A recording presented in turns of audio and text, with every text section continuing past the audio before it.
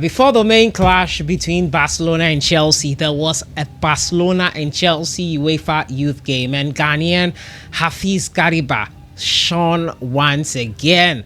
Amazing performance from the Ghanaian, who is lighting up the streets of Spain for the youth side in the UEFA Under-19 game that has been going on alongside the Champions League itself. We'll look at a bit of highlights from the young Ghanaian, who has been quite impressive. That Under-19 game ended in a 1-1 draw. HAFIZ Gariba did not fail to shine. We also look at the World Cup official draw procedure. It has been released by FIFA. And as we already know, Ghana have been placed in pot 4.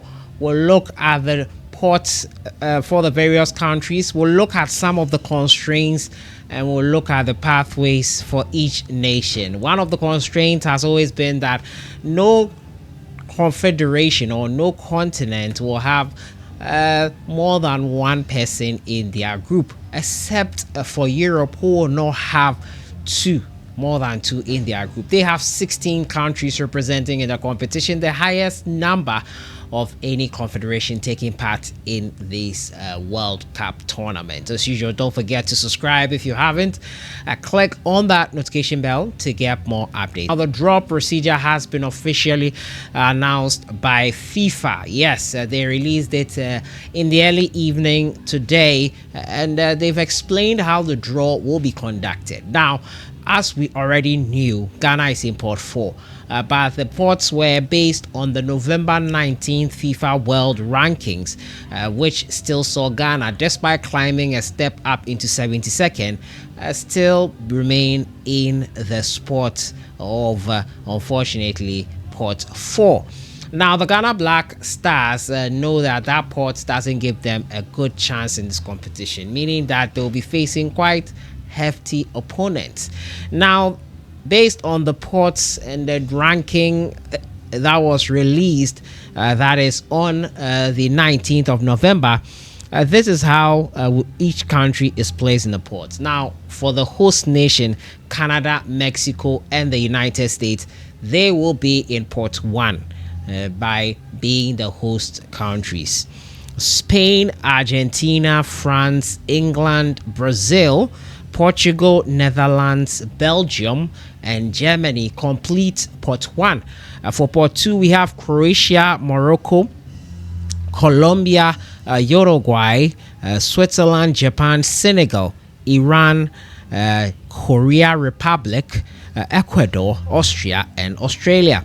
Pot 3 has Norway, Panama, Egypt, Algeria, Scotland, Paraguay, Tunisia, Cote d'Ivoire, Uzbekistan, Qatar, Saudi Arabia, South Africa, Jordan, Cape Verde, Ghana, Curacao, Haiti, New Zealand, then the various UEFA playoff places, and then the playoff places that Congo, DR, and Iraq have been the seeded teams. So these are the pots for the World Cup draw that will be had on the 5th of December in Washington. Now, the draw constraints, wherever possible, to ensure that no group has more than one team from the same confederation drawn into it. This is applicable to all confederations except for UEFA, who are represented by 16 teams. You know, the Europeans always have the highest number. Each group must have at least one, but not more than two of UEFA teams drawn into it. Thus, 4 out of the 12 groups will contain 2 of the UEFA teams, including the 4 playoff placeholders. So they are playoff teams, 4 of them already yet to be determined. Pot 1 will have the host of, obviously, Canada, as I stated there. But for the groupings, Canada, United States, and Mexico will be placed in A1, Canada will be placed in B1, and United States will be placed in D1. So it will not be ABC. This was predetermined already in February 2024 when the match schedule for the whole tournament was brought in. There will be slight changes when the eventual draw is done, and the match schedule and the venue for each country will also be determined on the 6th of December and released to us. The four highest ranked team in the Coca-Cola FIFA rankings will have the following constraint. The highest ranked Spain and the second highest Argentina will randomly be drawn into separate pathways. And the same procedure will apply to the third France and the fourth England. This will ensure that should they win their groups, the highest ranked teams will not meet before the final. So according to FIFA, this will bring out some balance in the team and the distribution of the teams. Should they win their groups, the only time they can meet is the final. So England, France, Argentina, and Spain, those four teams will be sent into different pathways, and should they win their groups, they will only meet in the final. It will be quite interesting to see how that happens. But the hosts will have themselves placed in positions A1, B1, and D1. United States will be in D1, Mexico in A1, Canada in B1. Then the 9 other teams, top ranked teams in that pot, will all be placed in one each. As you can see on your screen right now, when it gets to the pot 2, 3, and 4, we will determine each of the positions they will be in, or each of the groups they'll be in. But as you can see here on your screen right now, it does not show that position A2 will have someone from pot 2, position B2 will have someone from pot 2. No, it will be randomly distributed as such, and it will be interesting to see how it goes. There'll be a uniform way of having diverse pots or positions in the group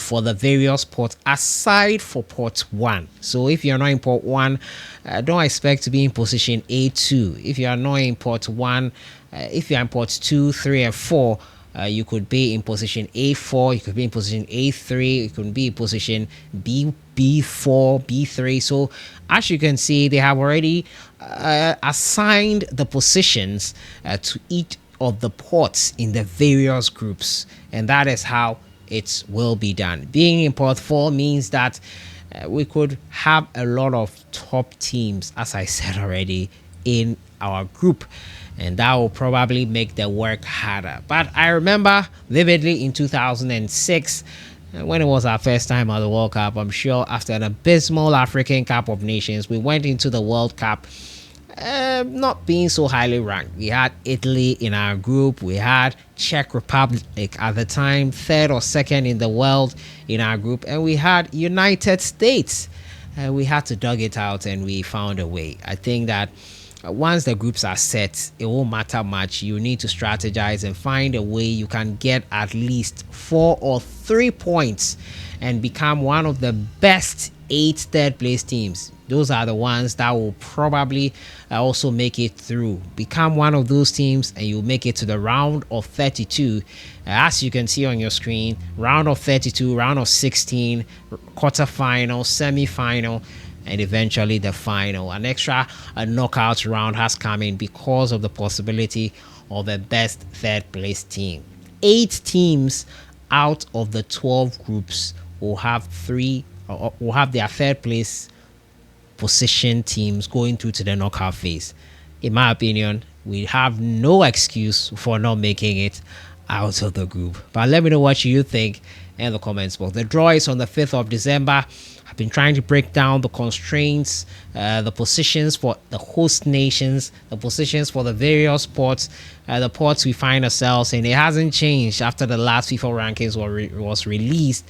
We still remain in port 4, and the position we will get will highly be determined. We will not face any African country.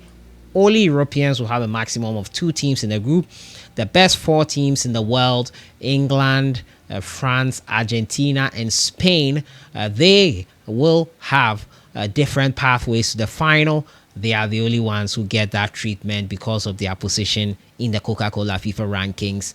Aside the pot 1 teams who have their positions in A1, B1, B2, A1, B1, C1, and D1, and so on, the others could have their positions in the various groups varying, and the pathways would be quite different. The European playoffs as well will have that constraint applied in terms of the positioning of the various teams where they find themselves. So as the pots are being filled, we will know how to put them in their rightful positions, not to have 3 European teams in the same group. It's quite cumbersome, I know, can be quite confusing, but I'm sure once the draw starts, some of you will not care much. You just want to know what group Ghana will be placed in. But we're in pot 4 and nothing has changed on that front. HAFIZ Gariba was amazing versus Chelsea in the UEFA Youth Cup. HAFIZ has been quite a revelation since joining FC Barcelona youth team in the UEFA Youth League. Once again today, he was quite impressive, dazzling and showing us how much of an amazing player he is. We have a look at some of his highlights in the UEFA League, the Youth League that is. And for a defender, looks like one for the future. He's under 19 and he is playing this kind of football. Hopefully, he gets into the national team or one of our youth teams and we hone his talent quite well for the future. But let me know your thoughts in the comments box on everything, the draw procedure, everything else in between. I'll see you guys in the next one. Enjoy the rest of your week.